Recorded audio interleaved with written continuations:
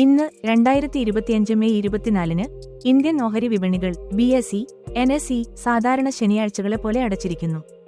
അതിനാൽ ഇന്ന് വിപണിയിൽ വ്യാപാരമില്ല. കഴിഞ്ഞ വ്യാപാരദിനമായ 2025 മെയ് 23-ന് വിപണിയിൽ ശക്തമായ വീണ്ടെടുക്കൽ രേഖപ്പെടുത്തി സെൻസെക്സ് 769 പോയിന്റ് 0.95% ഉയർന്ന് 81,721-ൽ ക്ലോസ് ചെയ്തു.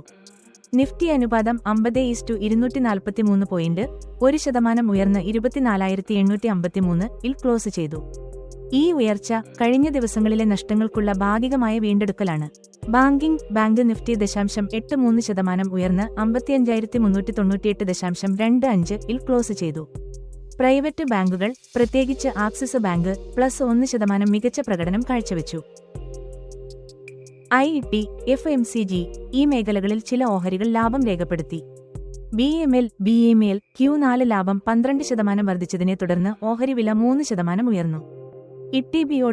TBOTech Q4 ലാഭം 26% വർദ്ധിച്ചതിനെ തുടർന്ന് ഓഹരി വില 10% ഉയർന്നു.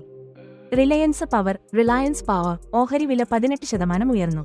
BSE ലിമിറ്റഡ് ബോണസ് ഇഷ്യൂ അനുപാതം 2:1 മൂലം ഓഹരി വിലയിൽ 67% കുറവ് രേഖപ്പെടുത്തി. ഇന്ന് 2025 മെയ് 24-ന് ശനിയാഴ്ചയായതിനാൽ BSE, NSE എന്നിവ അടച്ചിരിക്കുന്നു. അടുത്ത വ്യാപാരദിനം 2025 മെയ് 26-ന് തിങ്കളാഴ്ചയാണ്. വിപണിയിലെ പുതിയ വിവരങ്ങൾക്കായി ഔദ്യോഗിക വെബ്സൈറ്റുകൾ സന്ദർശിക്കുക. BSE India, NSE India.